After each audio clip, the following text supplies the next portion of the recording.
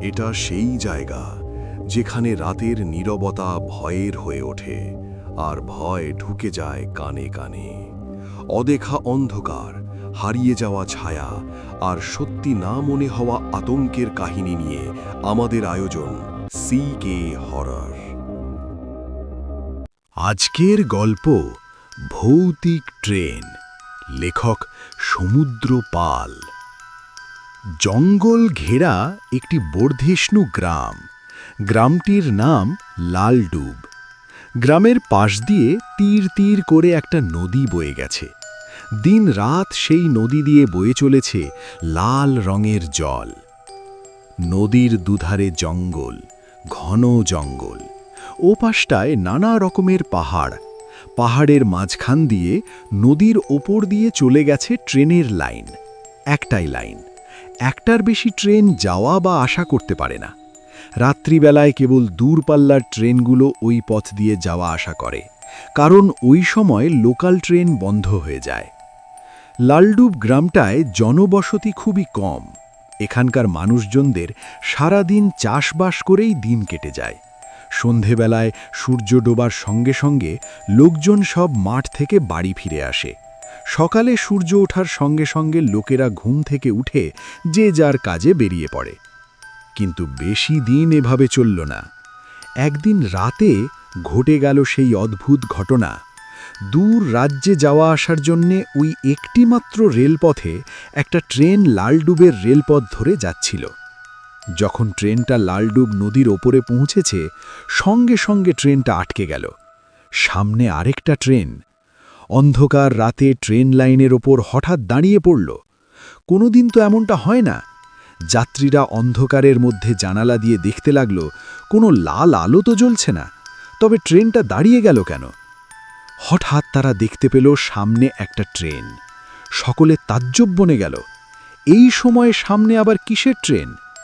ট্রেনের ড্রাইভার নেমে ট্রেনটার সামনে গিয়ে দেখল ট্রেনটার মধ্যে লোকজন নেই, এমনকি ড্রাইভারকেও দেখা গেল না। তবে তবে এই ট্রেনটা এখানে এলো কি করে? ট্রেনটার মধ্যে যে গার্ড সাহেব ছিলেন, তিনি বেশ বয়স্ক আর অভিজ্ঞ গার্ড। তিনি টর্চ নিয়ে ট্রেনটার সামনে গিয়ে নম্বরটা দেখতে চেষ্টা করলেন। ট্রেনটার নম্বর 000। তাজ্জব ব্যাপার, এ নম্বরে তো কোনো ট্রেন নেই। তাহলে এই ট্রেনটা কোথা থেকে এলো? নিশ্চয়ই এটা কোনো ভৌতিক ট্রেন। ৩৫ বছর ধরে কাজ করছেন ভদ্রলোক। রেল কোম্পানির খুঁটিনাটি তার সব জানা। গার্ড সাহেবের সঙ্গে ড্রাইভার যুক্তি করে নিল কিছুক্ষণ। তারপর প্রবীণ গার্ড সাহেব ড্রাইভারকে বলল, দেখো তো ট্রেনটাকে ড্রাইভ করে সরাতে করো কিনা।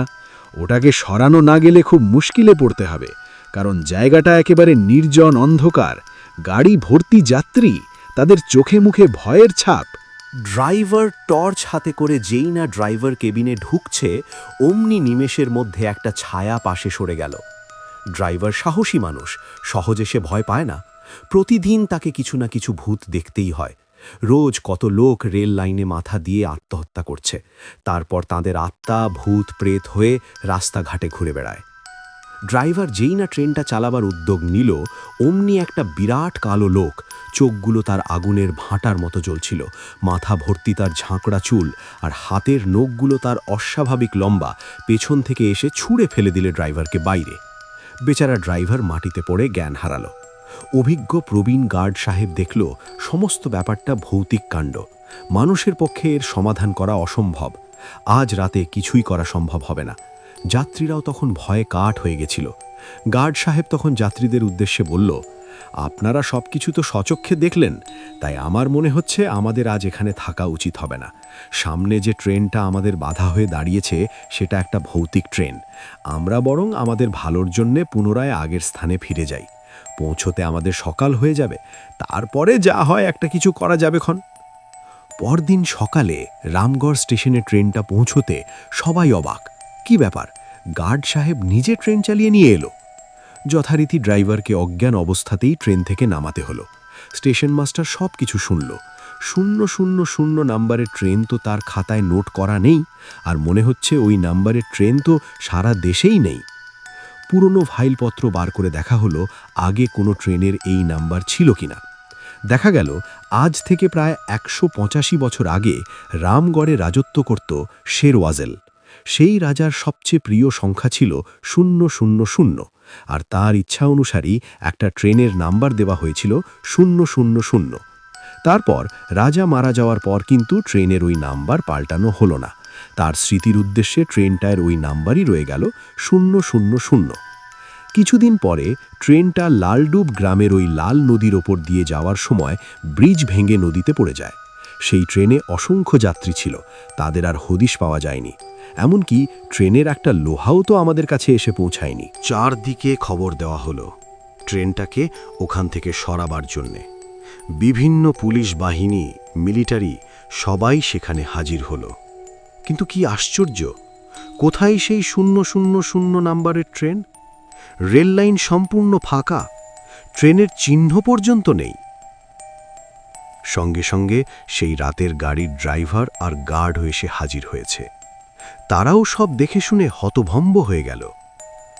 তখন কারও বুঝতে অসুবিধে হলো না যে সমস্ত ঘটনাটা হলো ভৌতিক ব্যাপার, আর ট্রেনটাও ভৌতিক। সবাই তখন খুবই চিন্তায় পড়ে গেল, কি করা যায় এখন? কারও মাথাতেই কিছু ঢুকছিল না। অবশেষে সেই লালডুব গ্রামের একজন বুড়ো লোক সেখানে এসে সব কিছু দেখে শুনে ভাবনা চিন্তা করে বললেন, সবে তো একদিন এরকম ভৌতিক কাণ্ডের ঘটনা শুনলাম, আজকের দিনটা না হয় দেখাই যাক না, তারপর কাল না হয় কিছু না কিছু একটা করা যাবেক্ষণ। আমি ৮৫ বৎসর এই গ্রামে আছি, জীবনে কখনো এই রকম ঘটনার কথা শুনিনি। ড্রাইভার সাহেব আর গার্ড সাহেব যখন দেখেছেন, তখন কিছু না কিছু ভৌতিক ব্যাপার তো অবশ্যই আছে। বৃদ্ধের কথা মতো সবাই যে যার জায়গায় চলে গেল। শুধু পুলিশ আর মিলিটারি বাহিনীদের সেখানে রেখে দেওয়া হলো। রাতের বেলায় সেদিন সেই পথ দিয়ে কোনো ট্রেন যাওয়া আসা করতে দেওয়া হবে না ঠিক করা হলো। রাতের অন্ধকার ঘনিয়ে এলো। সেই রেল লাইনের চারপাশ পুলিশ মিলিটারিরা সারা রাত পাহারা দিতে লাগল। ঠিক তখন মাঝরাত, গাঢ় অন্ধকার, চাঁদের আলোও নেই, আর জোনাকির আলোও দেখা যাচ্ছিল না। হয়তো সে সময় পাহারাদারেরা একটু বিরক্ত হয়ে ঘুমের ঘোরে ঢুলছিল। হঠাৎ ঘুম ভেঙে গেল। গাড়ির শব্দ, কিন্তু হেডলাইট জ্বালায়নি তো, কেন? তারপরেই মনে পড়ল, আজ তো সব রাত্রের গাড়ি বন্ধ করা আছে। হঠাৎ মনে পড়ল কাল রাতের ভৌতিক ট্রেনের কথা। টর্চ লাইট মারা হলো। দেখা গেল একটা গাড়ি পূর্ব দিক থেকে প্রচণ্ড গতিতে ছুটে আসছে। সেই ট্রেনের মধ্যে থেকে হা হা হিহি বিভিন্ন বিশ্রী ধরনের হাসির আওয়াজ শোনা যাচ্ছে। ওই রকম প্রচণ্ড গতি নিয়ে আসতে আসতে হঠাৎ ট্রেনটা লাল নদীর ব্রিজের মাঝখানে এসে দাঁড়িয়ে গেল। পুলিশ মিলিটারিরা ঘন ঘন গুলি ছুটতে লাগলো ওই ট্রেনটাকে তাক করে, কিন্তু কিছুই হলো না। শুধু শুধু গুলি খরচ হলো। খটাখট করে গাড়ির সমস্ত পাল্লা খুলে গেল। প্রায় ১০০০ খানেক ছায়ামূর্তি সেই লাল নদীর মধ্যে নেমে গেল। পুলিশ আর মিলিটারিরা ভাবল, এই সুযোগ, সব ভূত এখন জলে নেমেছে। তারা দল বেঁধে ভাগ ভাগ করে ট্রেনের এক একটা কামরায় ঢুকল। সঙ্গে সঙ্গে ট্রেনের কামরার দরজাগুলো ঝপাঝপ বন্ধ হয়ে গেল। মানুষ তো আর ভূতদের সঙ্গে এঁটে উঠতে পারে না। তেনারা ছায়ার মতো জলে নেমেছিল, আবার কখন যে মানুষেরই ছায়া হয়ে চলে এসেছে তা কি মানুষের পক্ষে বোঝা সম্ভব? পরদিন সকালে গ্রামের লোকেরা এসে হাজির হল। দেখল পুলিশ মিলিটারিদের মৃতদেহ পড়ে আছে লাইনের ধারে। বৃদ্ধ ভদ্রলোকটি এবার সত্যি বুঝতে পারল যে এটা সত্যি সত্যি ভুতুড়ে ব্যাপার। নিশ্চয়ই ভূতগুলোর কোনো ক্ষতি করতে গিয়েছিল, তাই সবার এই দশা। খবর গেল রামগড়ে। খোঁজ খবর করতে লোকজন সব এলো। উপর মহলেও দ্রুত খবর ছড়িয়ে পড়ল। কিন্তু সকলের মুখেই এক কথা, এখন কি করা যাবে, এখন উপায় কি? কিছু একটা সমাধান করতে না পারলে গাড়ি যে অচল হয়ে যাবে। মন্ত্রীরা সব মাথা চুলকোতে লাগল। তখন বৃদ্ধ বলল, এসব মানুষের পক্ষে সম্ভব নয়। এতদিন কোনো কাণ্ড ঘটেনি, আজ হঠাৎ এমন ঘটনা ঘটল কেন? নিশ্চয়ই কোনো রহস্য আছে। দুর্ঘটনা ঘটেছিল তো আজ থেকে প্রায় ১৪৩ বছর আগে। সব থেকে ভালো হবে ভালো একজন প্রবীণ অভিজ্ঞ গণকার দিয়ে উপায় বার করা। এখান থেকে বিরাজগড়ের দূরত্ব প্রায় ৩০ মাইল। সেখানে লোক পাঠানো হলো মোহাম্মদ ফরিদ গণকারকে ডেকে আনার জন্যে। বিকেল সন্ধে নাগাদ ফরিদ ওঝা এলো। সব শুনে সে একটা ফর্দ করল। ফুল, বেলপাতা, গোলাপ জল, কচি বাঁশ গাছ, কাঁটা, নারকেল পাতার কাঠির ঝাঁটা, লঙ্কা, সর্ষের তেল ইত্যাদি। আর দক্ষিণা হলো হিমালয় যাওয়ার আসা যাওয়ার খরচ। যথারীতি সব জোগাড় করা হলো। গণকার ফরিদকে জল মিষ্টি খেতে দেওয়া হলো, মশারির ভেতর শুতে দেওয়া হলো সন্ধেবেলায়। রাত্রিবেলায় ফরিদ গণকার সেই ভুতুড়ে জায়গায় গিয়ে হাজির হলো। সেদিন গ্রামের প্রচুর লোক সেই জায়গায় সেই রাত্রিতে হাজির হয়েছিল। গণকার প্রথমে ট্রেন লাইনের উপর পুজো করল, তারপর আগুন জ্বেলে যজ্ঞ শুরু করল। সকলেই প্রচুর কৌতূহলের সঙ্গে দেখতে লাগল গণকারের কিরামতি। প্রচণ্ড গতিতে ট্রেনটা এসে দাঁড়িয়ে পড়ল আগুনের সামনে। আগুনের মধ্যে একটা ছায়া মূর্তি দেখা গেল। মুখ ভর্তি দাড়ি, মাথায় সাদা চুল, বড় বড় চোখ। সবাই দেখছে সেই দৃশ্য। কারো কারো ভয়ও লাগছে, তবুও মনে সাহস, গণকার আছে। ফরিদ গণকার আস্তে আস্তে চোখ খুলল। তারপর সে আগুনের মধ্যকার ভীষণ ছায়ামূর্তিটাকে জিজ্ঞাসা করল, তুই কে বল? কেন, এখন তো তোরা আমায় চিনতে পারবি না? আমি তোদের ভালো করেছি যে, তোদের জন্যে সবসময় চিন্তা করতাম, তার এখন আমায় চিনতে পারছিস না? ফরিদ গণকার বিরক্তি বোধ করে। সে গম্ভীরভাবে আবার জিজ্ঞাসা করে, তাড়াতাড়ি বল, কে তুই? আমি রাজা শেরওয়াজল। কেন তুই এরকম ক্ষতি করার চেষ্টা করছিস? আমি তো তোদের কোনো ক্ষতি করিনি। আজ থেকে প্রায় 150 বছর আগে মরে গেছি। আমার সবচেয়ে প্রিয় সংখ্যা ছিলে 000। সেই সংখ্যায় আমার তৈরি একটা ট্রেন ছিল।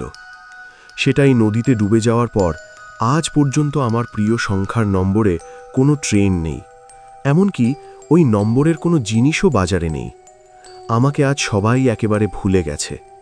আমি মরে যাওয়ার পরে লালডুব অঞ্চলের নিকটত্ব নদীতে আমাকে ভাসিয়ে দেওয়া হয়। আমি খুঁজে বের করি সাধের ট্রেনটা। 5 দিন আগে আমার শেষ বংশধর মরে আমার কাছে এসেছে। এখন আমার বংশের সম্পর্কের কোনো লোক তোদের দেশে নেই। রোজ রাতে ট্রেনটায় করে লাল নদীর উপর এসে আমার দলবলদের নিয়ে সুন্দর গ্রামটাকে দেখি আর কাঁদি। তা এখন কি করতে চাস তুই? কি করলে তুই আনন্দ পাবি? আমার প্রিয় সংখ্যার একটা গাড়ি তৈরি করতে হবে। আমাদের আত্মার সদ্গতি করতে হবে, তাহলে আমি খুশি হব। বেশ, তাই হবে। কিন্তু তোর ওই গাড়িটা? ওটা লাল নদীর একেবারে তলায় আছে। আমি আজই ওটা ছেড়ে দিচ্ছি।